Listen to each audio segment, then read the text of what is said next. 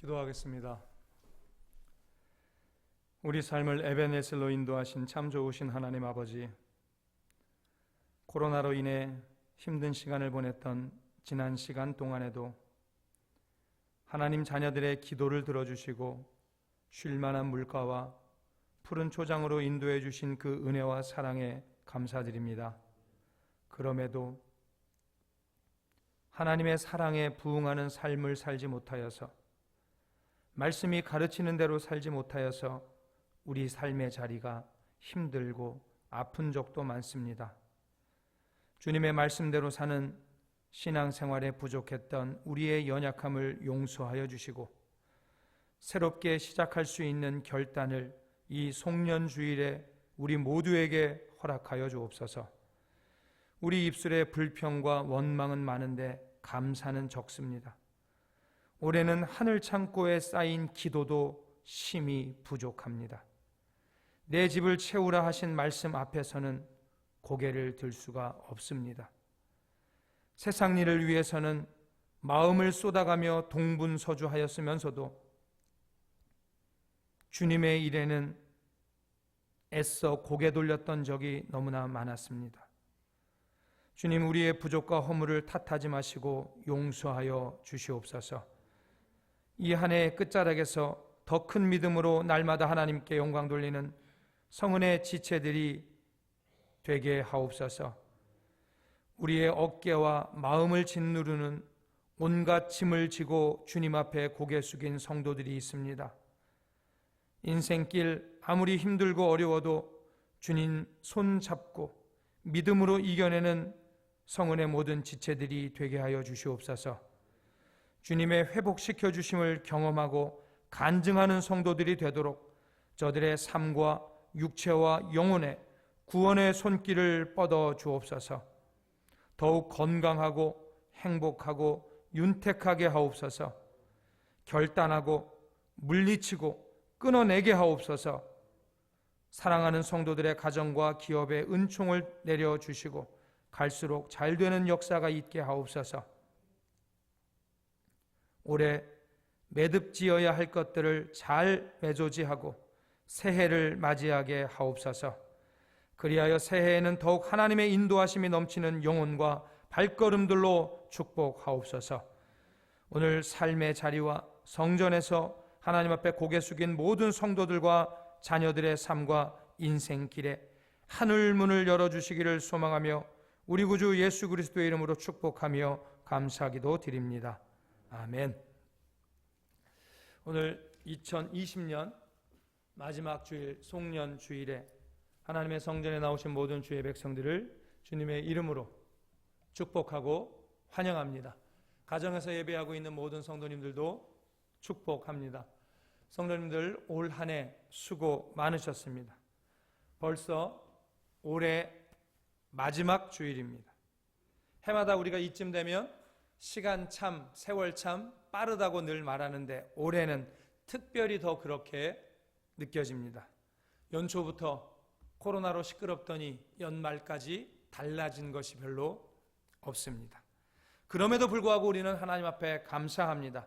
이 어려운 시기에 여기까지 도우시고 여기까지 인도하신 에베네셀의 하나님께 우리는 감사할 따름입니다. 우리 다 같이 에베네셀의 하나님께 감사의 박수, 영광의 박수 올려드리겠습니다. 다음은 옆에서 함께 예배드리고 있는 가족들 또 성도들에게 올 한 해 수고했다고 박수로 격려하겠습니다. 성도님들 수고하셨습니다. 모두가 수고하셨습니다. 마지막으로는 내 머리를 쓰다듬으면서 잘 이겨냈어, 수고했어 하고 자기 자신을 칭찬해 주시기 바랍니다. 올 한 해 잘 이겨냈다, 수고했다, 했었다, 고맙다.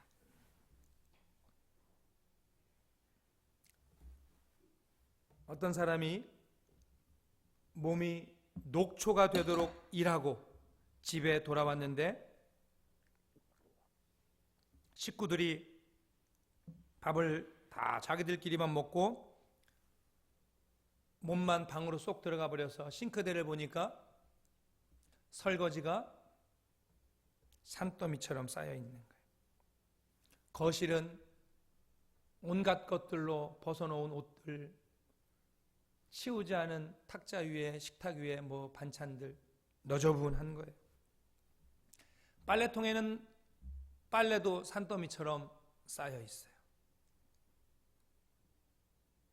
너무 배가 고파서 밥통을 열었더니 지들끼리 가족들이 밥 다 먹고 찬밥 한 톨도 밥통에 남겨놓지 않았다면 그 사람은 얼마나 짜증이 날까요?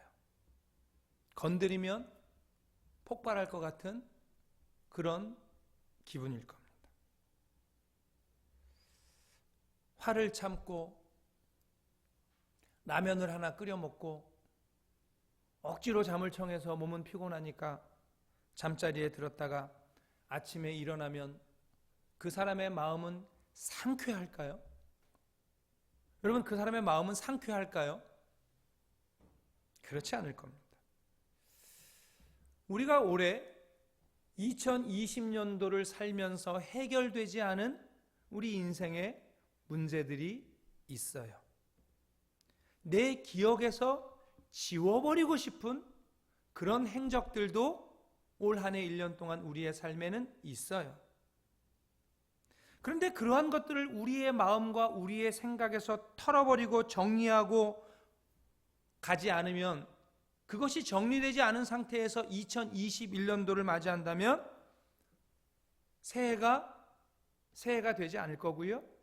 2021년도는 시작은 됐지만 내 마음은 여전히 찜찜하고 어쩌면 1년 내내 마음이 무겁고 고단한 여정이 될 수도 있을 거예요. 그래서 우리가 2021년도가 4일 남았는데 그 2021년도를 시작하기 전에 2020년도에다가 버려두고 갈 것 버려두고 가야 돼요. 여기다가 놓고 갈 것들 놓고 가야지 쌓아들고 2021년까지 가면 안 되는 거예요. 한데 모아서 남김없이 다 버려두고 새 출발 해야 되는 거죠. 그리고 내가 비운 그 자리, 버린 그 자리에는 꼭 있어야 될, 꼭 채워야 될 것들로 채우고 2021년도를 우리가 시작해야 돼요. 여러분, 우리가 2020년도에다가 무엇을 두고 가야 될까요? 첫 번째 말씀드리고 싶은 것은요, 미움과 분노예요. 누구를 미워하는 마음과 누구를 향해서 화내는 마음을 2020년도에 놓고 가야 돼요. 우리는 내가 받은 상처는 너무나 크다고 생각하는 반면에 내가 남에게 준 상처는 별거 아니라고 생각하며 살아요. 나는 요만한 거 가지고도, 나는 요만한 남의 말 하나도 못 들으면서 다른 사람 마음에는 대못을 박아놓고 그 사람이 상처받고 섭섭해하면 쪼잔하게 뭘 그런 걸 가지고 그 정도 가지고 그러냐고 이렇게 말해서 한 번 더 박죠. 그런데 사람은 작은 거에 상처받아요. 작은 일에 마음 상하고 속상해요. 그래서 누구나 나는 피해자 코스프레의 마음을 가지고 살아가고 있는 거예요.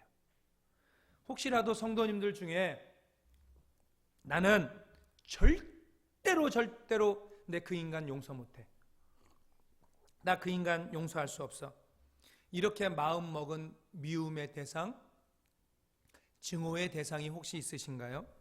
아니, 나는 그 인간 얼굴만 떠오르면, 아니 얼굴이 아니라 그 이름만 들어도 나는 화가 치밀어 오른다고, 그렇게 생각되는 대상이 혹시 있으신가요? 만약에 나는요 그런 인간이 있어요 라는 분이 계시다면 그분은 보이지 않는 창살에 갇혀 계시는 불쌍한 사람이에요. 미움과 분노는 여러분 내 영혼을 파괴하는, 내 영혼을 갉아먹는 그런 나쁜 감정이죠. 갈수록 미움이라고 하는 감정은요, 나를 자꾸 안으로만 몰아넣어요. 2020년도에다가 이 애들을 떼놓고 가지 않으면 2021년도 행복할 수 없어요. 어떤 분들은요, 다른 사람에게 좋게 대해. 막 잘 지내. 잘 지내다가 갑자기 혼자서 집에 있으면서 밥 먹다가 혼자 생각나. 참, 옛날에 그 사람이 나한테 이런 일을 나한테 했었는데 내가 왜 그 인간한테 잘해주고 있지? 절대 잘해주지 말아야지.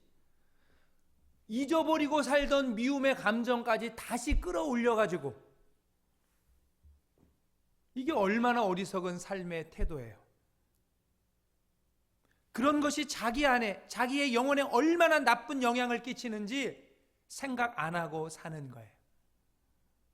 그런데요, 미움과 분노를 버리고 용서하는 것, 이것이 십자가를 통해서 예수 그리스도가 우리에게 전해준, 우리에게 가르쳐준 최고의 가치, 그게 용서잖아요. 여러분, 기독교가 뭐예요? 기독교는 십자가의 사랑의 종교잖아요. 십자가 사랑이라는 게 뭐예요? 십자가 사랑으로 우리를 용서하신 거예요. 우리는 이미 무조건적이고 무제한적인 사랑을 받았고 목숨을 내어주시기까지 용서함을 받은, 은혜 받은 대상, 은혜 입은 대상이에요. 하나님께서 우리를 무조건 용서해 주신 그 이유, 그 마음은 우리도 그와 같이 다른 사람을 용서하라는 그 모범을 주신 거예요. 모범을 보여주신 거죠. 여러분, 여러분들이 마음에 품고 있는 그 사람 혹시라도 있다면 저는 누구인지 모르지만 미움의 대상, 분노의 대상들을 무조건적으로 용서하시기 바랍니다. 용서하라고 그러면 힘들다고 말하죠. 쉽지 않죠.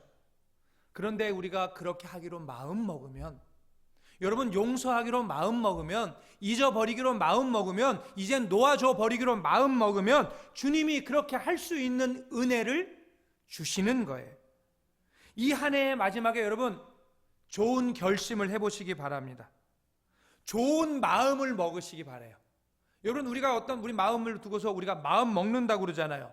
그죠? 마음 먹는다고. 그리고 또 우스갯소리로 무슨 말이에요? 먹는 게 뭐 하는 거예요? 남는 거예요. 여러분, 우리가 지금 오늘 여기서 먹는 마음이 그게 남는 거예요. 2020년도 마지막 자락에서 우리가 먹는 그 좋은 마음이 2021년도에 남는 거예요. 우리가 마음 먹으면 하나님께서 그렇게 하실 거예요. 우리가 마음 먹으면 하나님께서 그렇게 하시도록 은혜를 베풀어 주실 거예요. 성은의 모든 성도들이 마음의 감옥에서, 미움이라고 하는 그 마음의 감옥에서 벗어나고 화라고 하는, 분노라고 하는 그 올가미를 벗어버리기로 마음 먹고 시작하는 그런 새해 되시기를 바랍니다. 두 번째, 우리가 2020년도에 놓고 갈 건 뭐냐면 아시탑이에요. 아시탑이. 여러분, 나는 내가 할 때는 맞고 다른 사람이 할 때는 틀린다. 이거 사자성어로 뭐라 그러죠? 사자성어로, 사람들이 사자성어 아닌데 사자성어로 알고 있는 내로남불. 내가 할 땐 로맨스예요. 사랑이에요. 근데 다른 사람이 하는 때는 뭐예요? 불륜이에요. 내가 할 땐 로맨스, 다른 사람이 할 땐 불륜. 내로남불인 거죠. 그런데 그런 뜻을 가진 진짜 한자 성어가 있어요. 사자성어가 있죠. 바로 그것이 뭐냐면 아시탑이에요. 여러분, 이 아시탑이 들어보셨죠? 뉴스에서 들어보셨죠? 올해 대학 교수들이 뽑은 올해의 사자성어예요. 올해의 사자성어가 아시탑이에요. 나는 옳고 다른 사람들은 그르다는, 틀렸다는 말이에요. 나에게는 너무나도 너그러워요. 나에게는 너무나도 부드러운, 그런데 다른 사람을 향해서는 기준이 너무나도 엄격해져. 그래서 그런 이중적인 사람을 비꼬는 말로 아시탑이 올 한 해 대학 교수들이 뽑은 올해의 사자성어예요. 여러분, 축구, 야구, 배구, 이런 구기 스포츠 혹시 좋아하시는 분 계시는지 모르겠어요. 그런데 그런 스포츠를 보다 보면 한 번쯤은, 한 경기 안에 한 번쯤은 고개를 갸웃거리게 만들어. 왜? 심판의 판정을 보면서 오프사이드인데 오프사이드 아니라고 그러고, 오프사이드인데 오프사이드가 아닌 것 같은데 오프사이드라고 그러고. 그래서 아무렇지도 않은 줄 알았는데 나중에 VAR을 돌려보면 심판이 보지 않는 곳에서 상대방을 치기도 하고, 발로 해야 되는데 손을 쓰기도 하고. 그래서 그런 비디오 판독제 VAR 제도를 실시하고 있죠. 여러분, 이 세상을 보면요, 판정이라고 하는 것이 상황에 따라 너무 다를 때가 많아요. 상황에 따라 너무 변할 때가 많아요. 심판이 인간이니까 한계가 있겠죠. 앞에서 다 보는 거 아니잖아요. 심판이 어쩔 땐 뒤쪽에 있을 때도 있고 옆쪽에 있을 때도 있어요. 그래서 심판하는 것이 조금씩 달라질 수 있다는 것을 우리가 염두에 두어야 되지만, 의도적으로 편파 판정을 해서 페어플레이에 먹칠을 하게 되는 그런 경우도 보죠. 그래서 가끔 그 사람들 뉴스에 나와서 감옥도 가고, 감독들도 심판들도 뭐예요? 승부 조작 이런 걸 하는 거잖아요. 여러분, 공평하지가 않은 판정이 너무 많은 거예요. 이번에 검찰 접대받은 이야기 뉴스 봤죠? 그 사람들 다 어떻게 됐습니까? 불기소 처분했습니다. 뭐 했다고요? 다 받아먹고 뇌물 먹고 막 접대받은 건 맞는데 1인당 100만 원이 안 돼서 죄는 무죄라는 거야. 기소를 안 한다는 거야. 여러분, 무슨 김영란법이니 뭐 해가지고 일반 사람들은 공무원한테 가가지고 몇만 원 넣지만 뭘 하다못해 학교에서 그거 있죠. 카네이션 다는 날 무슨 날이? 스승의 날. 스승의 날 커피사 같은 거 사다가 선생님 드리면 김영란법에 걸려요. 그런데 같은 검찰을 해야 되니까 뭐 하는 거예요? 팔은 안으로 굽는다고. 불기소 처분 다 했어요. 같은 편이라고요. 여러분, 내가 당할 때는 편파 판정이지만 내가 유리할 때 그것이 합당하다, 이게 맞는 거다라고 이렇게 말하고 남의 것은 물고 늘어준다면 그것도 아시탑이라고 할 수 있을 거예요. 현재 우리 대한민국은요, 가치관이 확실하지 않아요. 가치관이 뚜렷하지 않아요. 왜냐하면 상황에 따라서 말이 막 달라져. 똑같은 건데도 상황에 따라 달라져요. 여러분, 정치 보세요. 정권이 바뀌면 자기네 당에 유리한 쪽으로 정책을 펼치려고 무조건 상대 당이 말하는 건 다 나쁜 거야. 우리가 하는 것만 옳은 거야. 근데 재밌는 건 뭐예요? 지네가 야당이었을 때 말했던 걸 여당이 되면 반대로 말해. 지네가 여당이었을 때 야당이 되면 반대로 해. 이게 아시탑이에요. 여러분, 우리에게 그렇게 뚜렷한 잣대가 없어요. 우리 같은 서민들, 여러분, 우리 같은 서민들에게 가장 확실한 잣대는 뭐죠? 법이에요. 가장 확실한 건 법이라고요. 그 법이 여러분 잣대가 되나요? 우리 같은 사람들, 저를 포함한 우리 성은교회 성도들, 일반적인 보통의 사람들이 생각할 때 유전 무죄, 무전 유죄라는 말이 맞다고 생각하는 사람들이 많잖아요. 그럴 때가 많다고 생각하잖아요. 이건 법도 잣대가 될 수 없다는 거예요. 사람은 누구에게나 이기적인 마음이 있어요. 그래서 언제나 내가 기준이 되고요. 나한테 피해가 되는 일, 나에게 손해가 되는 일이라면 옳은 일이어도 적극적으로 나서서 찬성하는 거 쉽지 않아요. 여러분, 대한민국의 집값은 내려가야 됩니까? 올라가야 됩니까? 올라가야 된다고 생각하면서 집값이 막 오르니까 뭐하라고 그래요? 욕하잖아요. 이 정부가 집값 못 잡았다고 다 국민들이 지금 욕하잖아요. 이 정부를 지지하는 사람이든 지지하지 않는 사람이든 주택 정책에 대해서, 이 집값 오르는 거에 대해서 다 뭐라고 욕하죠. 그러면 여러분들 집값이 떨어지면 어떻게 하겠어요? 그럼 좋아하시겠어요? 내 집값이 떨어지는 것도 싫고 남의 집값이 올라가는 것도 싫어요. 어떻게 해야 될까요? 이것이 옳다고 생각하면서도 그게 나한테 손해가 되면 나서지 않는다니까요. 찬성하지 않는다니까요. 입이 이만큼 나와 있다니까요. 분명한 기준이 있는데도 불구하고 어떤 상황에 따라서 뭐라고 말하냐면 보편 타당성을 말하고 상황 윤리를 말해요. 그때하고 지금 상황이 달라졌다는 거지. 여러분, 신앙생활을 하는 이유는 내가 나를 모르기 때문이에요. 우리는 내가 나를 모른다고 하는 전제하에서 하나님 앞에 나아가는 거잖아요. 내가 나를 모르니까, 인생을 모르니까 하나님 앞에 나아가서 기도하고 간구하고 구하고 하나님을 의지하는 것, 그게 신앙생활이죠. 그런데 많은 신자들이, 성도들이 자기의 이기적인 자아를, 말씀을 붙잡고 산다고 하면서도 버리지 못하고 살아요. 성경이 잣대가 되어야 되는데 성경을 알고 있는 내가 잣대가 돼. 성경이 기준이 되어야 되는데 성경을 알고 있는 내가 기준이 돼. 그러니까 신앙생활을 어때요? 옷처럼 여기는 거예요. 나한테 맞는 걸로 입는 거예요. 하나님의 말씀이 이렇게 많아.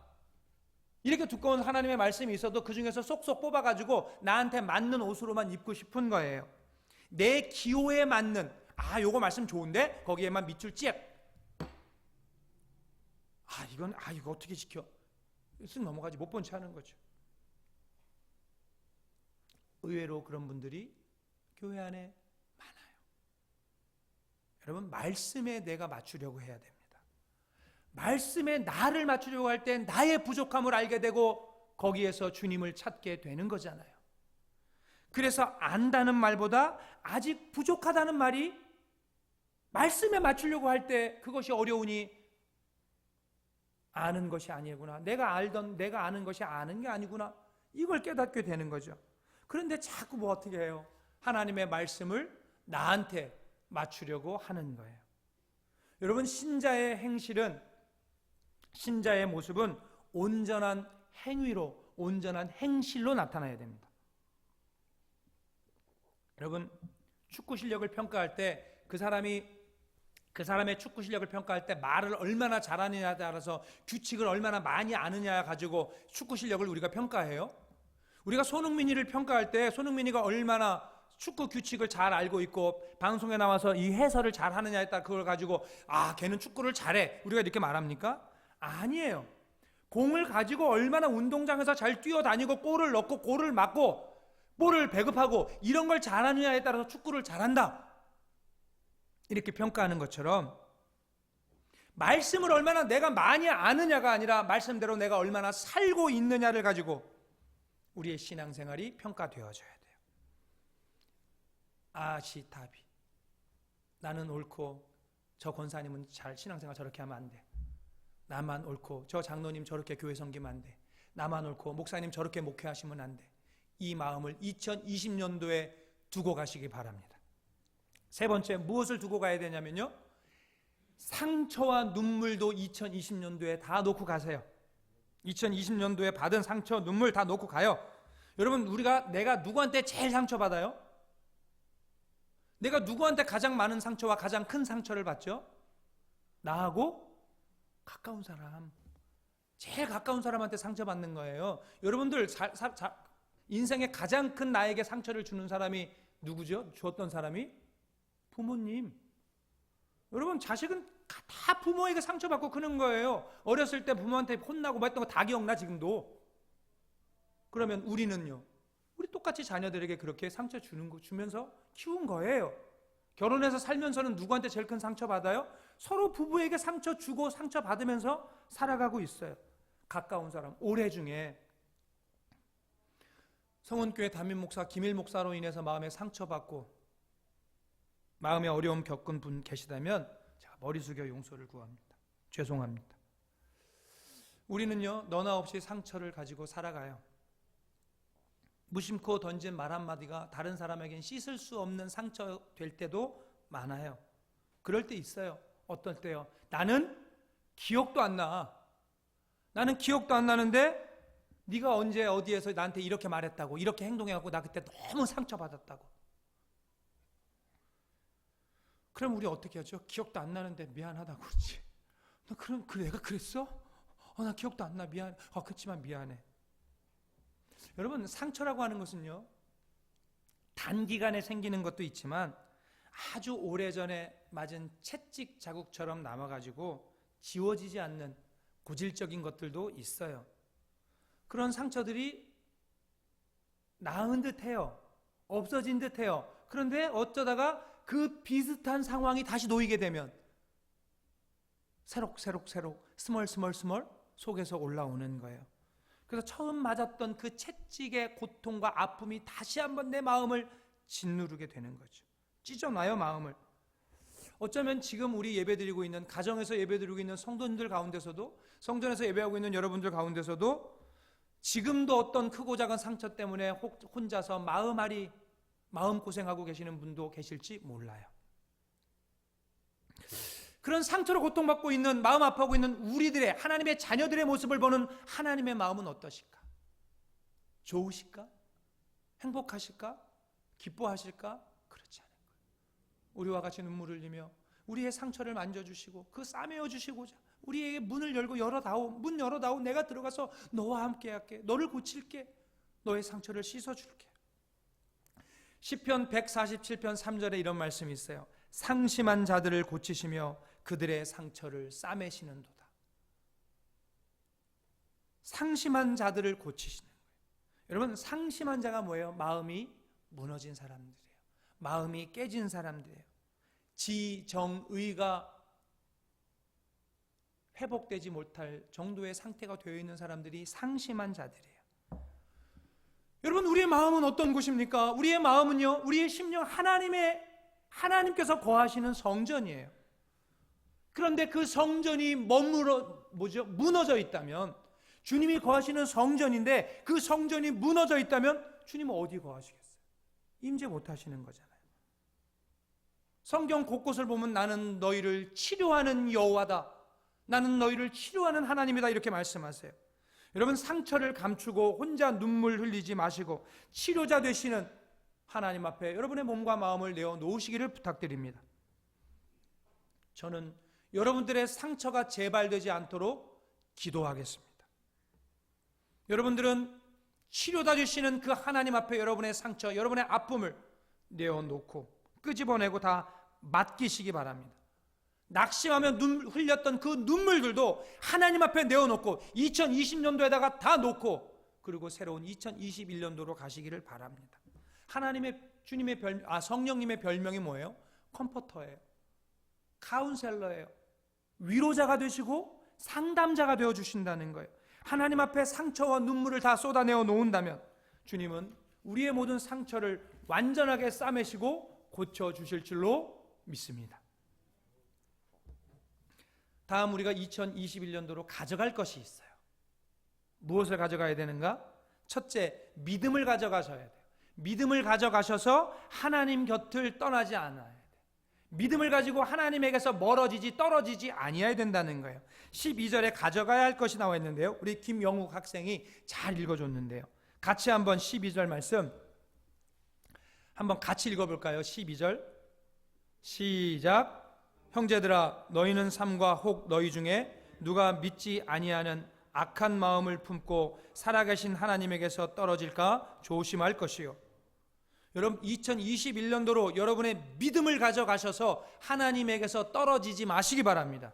믿음을 지켜가기 위해서 자신의 몸과 마음과 생각과 모든 것을 늘 정결하게 거룩하게 해야 돼요. 그게 성도의 본분이에요. 우리의 믿음이 흔들리지 않는다면 주님은 늘 우리 곁에 계실 것이고, 우리의 믿음이 흔들리지 않는다면 주님은 늘 우리 성은 교회에 함께 계실 것이고, 우리의 믿음이 요동하면 하나님은 떠나실 것이에요. 선택 여러분의 몫입니다. 두 번째 가져갈 것, 2020년도 가져갈 것 뭐냐면 기도를 가져가셔서 죄의 유혹을 물리치셔야 됩니다. 이따 끝날 때 다 물어볼 거예요. 놓고 갈 것, 가져갈 것. 13절도 같이 읽어보겠습니다. 시작. 오직 오늘이라 일컫는 동안에 매일 피차 권면하여 너희 중에 누구든지 죄의 유혹으로 완고하게 되지 않도록 하라. 어떤 집사님이 교회 생활을 열심히 해가지고요, 교회에서 많은 칭찬을 받았어요. 교회 안에서 신도의 회장이 되었고 부서의 리더가 되었어요. 그런데 그 집사님의 교회 밖에서의 행실은 늘 술만 먹으면 사람들한테 시비부터, 그리고 바깥에 다니면서 꼭 남의 이야기하고 다녀. 집사님 그 얘기 들었어요? 권사님 그 이야기, 그 집사님 이야기 들었어요? 그 집 얘기 들었어요? 그 집 아들 얘기 들었어요? 그 집 남편 얘기 들었어요? 꼭 남의 얘기하고 다녀. 그리고 다른 꼭 교인들에게 돈 빌려서 안 갚아. 큰 돈도 안 빌려. 찌질한 거 짜잘한 거 빌려가지고 안 갚아. 성도들은 그 회장 집사의 그런 외식적인 신앙의 행태를 보고 참다 못해가지고 담임 목사를 찾아갔어요. 목사님이 그 집사를 불러요. 그래서 이렇게 말해줘. 목사님이, 나는 집사님이 천국에서 나를 보지 못하게 될까봐 심히 염려가 됩니다. 이게 무슨 말이에요? 당신 그렇게 살면 천국 가지 못한다는 거죠. 근데 그 집사는 그 이야기를 듣고 뭐라고 말하냐면, 목사님 도대체 무슨 큰 죄를 그렇게 지셨길래 천국에를 못 가셔요? 그 집사는 자기가 무슨 행동을 하는지 전혀 죄의식이 없는 무지와 교만에 빠져 있는 거예요. 자신의 불순종, 자신의 불신앙, 자기의 교만을 모르고 살아가는 사람들이 사실은 신앙생활 하는 가운데 가장 불쌍한 사람들인 거죠. 자기가 살아가고 있는 모습이 불순종, 불신앙의 모습인 걸 몰라. 그러면서 잘하고 있는 줄 알아. 왜? 종교 생활을 하고 있으니까. 교회 생활을 하고 있으니까. 여러분, 문제를 문제로 인식하는 사람만이 그 문제를 해결할 수 있는 거예요. 문제가 문제인 줄을 모르는데 문제를 해결하려고 하는 노력 자체를 안 하는데 어떻게 문제가 해결되겠어요? 여러분, 문제 뭐예요? 여러분들이 가지고 있는 여러분들의 인생의 문제들이 뭐예요? 여러분 자신의 문제가 뭐라고 생각하세요? 그걸 알면 해결의 실마리가 있는 거고, 내가 문제가 뭔지를 몰라. 그러면서도 누가 옆에서 말해주는 거 듣기도 싫고, 그 사람 영원토록 문제 해결 못하는 거죠. 문제를 문제로 보지 않거나, 문제가 문제인지 알지 못하거나, 문제인지 알면서도 속이려고만 하는 사람들, 그 사람들은 하나님 앞에서 온전함을 받을 수 없죠. 문제투성이인 그 상태에서 종교적인 열심을 아무리 열심히 낸다고 해도 하나님은 외면하시는 거예요. 여러분, 그 집사, 말씀드렸던 그 집사 왜 그렇게 되었을까요? 기도하지 않았기 때문입니다. 기도가 뭐예요? 기도는 하나님하고의 교통이잖아요. 기도하지 않으니, 하나님과 교통하지 않으니 하나님의 뜻을 알 수가 없어.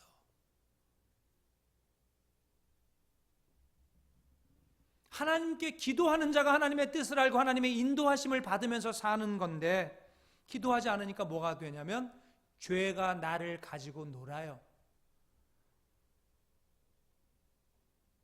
죄가 나를 가지고 놀아. 근데 한번 보세요. 신앙생활 하다가 떨어져 나가 있는 사람들, 그 사람들의 모습. 자기들이 죄 짓고 있다는 걸 알아요? 의식하지 못해요. 자기들의 삶에, 자기들의 인생에 문제가 있다는 거 알아요? 알지 못해요. 신앙생활의 의미가 무엇인지 고민도 하지 않아요. 그러니 어떻게 사는 거예요? 죄의식 없이 마음대로 사는 거죠. 그 집사의 모습이 여러분 우리의 모습이 되어서는 안 됩니다. 우리 교회는 기도의 용사가 많이 필요합니다.